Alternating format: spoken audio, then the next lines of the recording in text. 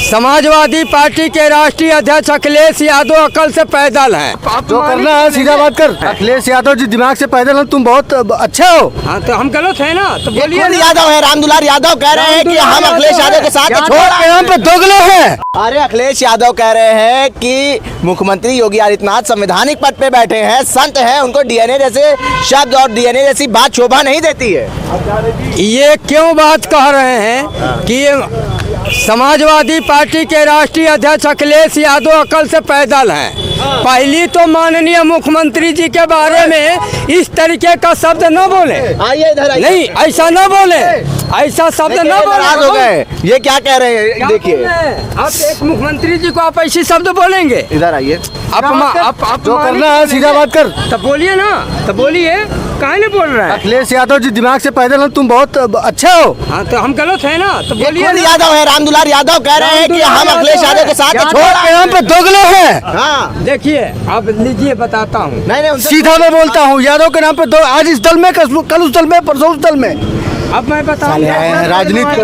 देखिए पत्रकार महोदय, इनको सुन लीजिए, इनको मिर्ची लग रही है। समाजवादी पार्टी में 37 बरस हमने वरिष्ठ लीडर के रूप में काम किया है और समाजवादी पार्टी के सुनिए, समाजवादी पार्टी में रुकिए, बोलने दीजिए, 2 शब्द सुन लीजिए। बोलिए, सुनिए आप। समाजवादी पार्टी में जब समाजवादी पार्टी का जन्म माननीय राजेश्वर आपके जनेश्वर मिश्र ने इस संगठन को खड़ा कराया, मैं उस समय भी पार्टी का सचिव था, प्रदेश महासचिव था। माननीय छोड़ दिया, सुनिए, वो भी बता रहा हूँ। संरक्षक माननीय मुलायम यादव राष्ट्रीय अध्यक्ष थे, मुझे राष्ट्रीय सचिव पद पर मनोनीत किया।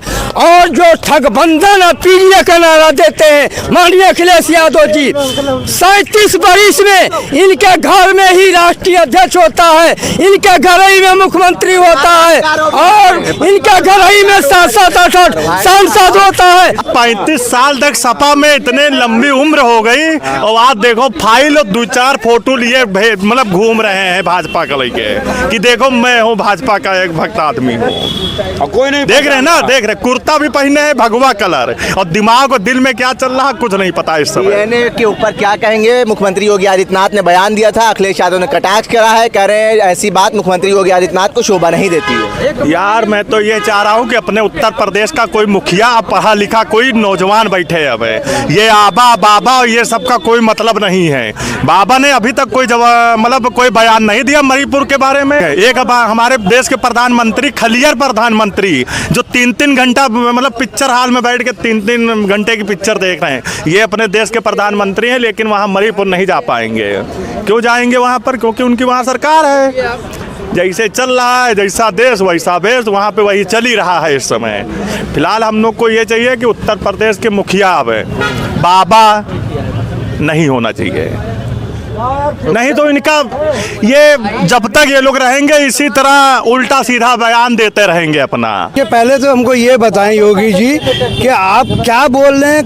मोहन भागवत बोल रहे हैं सारे डीएनए सब लोगों का एक है, हिंदू मुसलमान का डीएनए सब एक है, आप बोल रहे हैं कि अलग है। पहले तो खुद डिसाइड करिए, आप कंफ्यूज हैं कि मुसलमान जो मोहन भागवत जो आपके सबसे बड़े हैं, तो क्या योगी जी उनका विरोध कर रहे हैं? और ये डीएनए का बात कर रहे हैं, डीएनए आपका क्या? उन लोगों कौन थे जिनका डीएनए जो आज़ादी की लड़ाई में अंग्रेजों के साथ मिल गए थे, उनका डीएनए क्या था? डीएनए की बात करेंगे तो फिर उठेगी बात बहुत कि वो डीएनए का जो माफीनामा लिखे थे उनका डीएनए क्या था। तो डीएनए की बात ना करें। मोहन भागवत बोल रहे हैं डीएनए सबका एक है और हिंदू मुसलमान का डीएनए एक है। एक बात में रहिए, और संत की शोभा नहीं देती है। आपने संविधान को जब चूमा था, माथे से लगाया था, शपथ ली थी, तो आपके लिए सबका डीएनए बराबर हो जाता है। आपको भेदभाव नहीं करने चाहिए, ये संविधान का उल्लंघन है। आप बार बार संविधान का उल्लंघन कर रहे हैं। आप इतना निम्न भाषा का प्रयोग ना करें, आप मुख्यमंत्री हैं, आपको भाषा का संयम बना के रखना चाहिए। आपके लिए हिंदू मुस्लिम सिख ईसाई सब एक पैरामीटर में है, सबके लिए एक साथ काम करना चाहिए, ना कि आपको डीएनए की बात करना चाहिए। आपको ये बात करना चाहिए कि आज हमारा जीडीपी 5.4 हो गया है, जो 2 साल में सबसे कम है। आपको ये बात करना चाहिए कि बीजेपी राज में बेरोजगारी 9.2 थी, जो 45 साल में सबसे कम है। आपको ये बात करना चाहिए खाद महंगाई 6.1 हो गई थी, जो 14 महीने में सबसे थी, पर ये सब की बात ही नहीं करते हैं आप। आपको मुख्यमंत्री हैं, आपको देश का विकास कैसे होगा? आप प्राइवेटाइजेशन कर दे रहे हैं बिजली का, हमको पैसा ज़्यादा पड़ेगा, हमारी बच्चों को फीस बढ़ा दे रहे हैं, उस पर बात करिए। आप डीएनए लेके बैठ गए, डीएनए बैठिएगा तो फिर हम डीएनए खोलेंगे एक एक कि उनका डीएनए क्या था जो अंग्रेज के साथ मिलके हमारे राजनीति कर रहे थे। डीएनए टेस्ट होगा तो सबका डीएनए टेस्ट होगा। डीएनए किसी व्यक्ति में से बोले हैं, कहा दंगाइयों के बोले हैं, पूरा न जाने अभी बिना पढ़े यार बात कर रहे हो, पहले पूरा क्वेश्चन तो सुनो। तो हमने बोला तो दंगाइयों के डीएनए टेस्ट की बात कर रहे हैं। तो हाँ। बिल्कुल होगा, बिल्कुल होगा टेस्ट, बिल्कुल टेस्ट। जो बरगद का पेड़ है उसका डीएनए नहीं होता, बरगद का पेड़ का यूकेलिप्टस से मिलाए गए कांटेक्ट को जो है डीएनए कहते हैं, समझे? तो जो लोग कह रहे हैं, कल योगी आदित्यनाथ जी गुरु तेग बहादुर की जयंती पर एक ऐतिहासिक गुरुद्वारा एहियागंज में गए थे, ठीक है? वहाँ वो कह रहे हैं हिंदू और सिखों के बीच में जो बांटने का प्रयास कर रहे हैं, तो क्या सिख हिंदू नहीं है क्या? ये कौन सी नई प्रजाति आई है? अभी तो हिंदू मुसलमान हमने सुने था, लोग कह रहे थे बटोगे तो कटोगे। अब हिंदू और सिख को बांटने वाले, अब आप बताइए कि सिख जो है गुरु नानक जी थे, गुरु नानक जी उनके गुरु थे, और वो ब्राह्मण थे, तो ब्राह्मण थे तो निश्चित हिंदू रहे होंगे, उनके मानने वाले निश्चित हिंदू होंगे, मुस्लिम नहीं होंगे। तो अब हिंदू और सिख के बांटने का कौन सी बात आई? ये हमारे मुख्यमंत्री जी हैं, हमको लगता है कि ये इनकी पढ़ाई लिखाई नहीं हुई है, और ये पढ़े लिखे भी नहीं होते, गंवार घर से होते तो भी समझदार होते। इस तरीके की बात समझदार व्यक्ति भी नहीं करता। मुख्यमंत्री पढ़े लिखे नहीं है तभी इस तरीके की बात कर रहे हैं। चूंकि बात ये है कि ये वकालत करते करते सारे वकील साहब थोड़ा थक गए होंगे, इनको कुछ जानकारी है नहीं उनकी डिग्री के बारे में। और रही बात संभल जानकारी दे दीजिए डिग्री। सुनिए संभल ये क्यों बिलबिला रहे हैं? पत्थरबाजों को सह दे रहे हैं। ये संभल जाना चाहते हैं राहुल गांधी फोटो खिंचाने। अरे भैया, करहल में एक दलित बेटे की हत्या हो, उसने कहा कि मैं कमल कोट करूंगी, सपा संरक्षित गुंडों द्वारा उसकी हत्या कर दी गई। वहां ये नहीं बोलेंगे राहुल गांधी बेशरम है जो लोग हैं, इन बेशर्मों को वही जनता जवाब देगी जो पूरे मुंबई में दी है, महाराष्ट्र में दी है।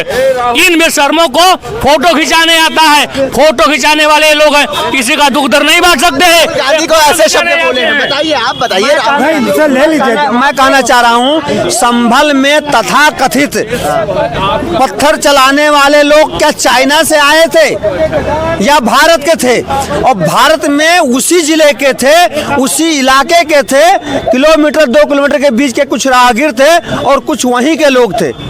तो उनको पहले विश्वास में लेकर के भी सर्वे कराया जा सकता था, लेकिन जो पुलिस की गोलियां लगी, जो कारतूस मेड इन अमेरिका आए, वो कहां से आए? अमेरिका में हमारे प्रधानमंत्री जी जो बाइडेन और ट्रंप का प्रचार करने गए थे, कैसे भारत में आया? ये सवाल उठता है कि जिसका प्रधानमंत्री जिस अमेरिका का सहयोग करते हैं, वहां के कारतूस भारत में कैसे आए? वहां की बनी हुई एलओपी को आप जाने नहीं दोगे? आपका ये अधिकार नहीं है, संविधान से देश चलता है। एलओपी जाएंगे, क्यों नहीं जाने दे रहे हो आप? संभल क्यों डर रहे हो? हर चीज में पर्दा, हर चीज में पर्दा। संभल में सारे विपक्ष के नेता जाएंगे और वहां पीड़ित से मिलेंगे।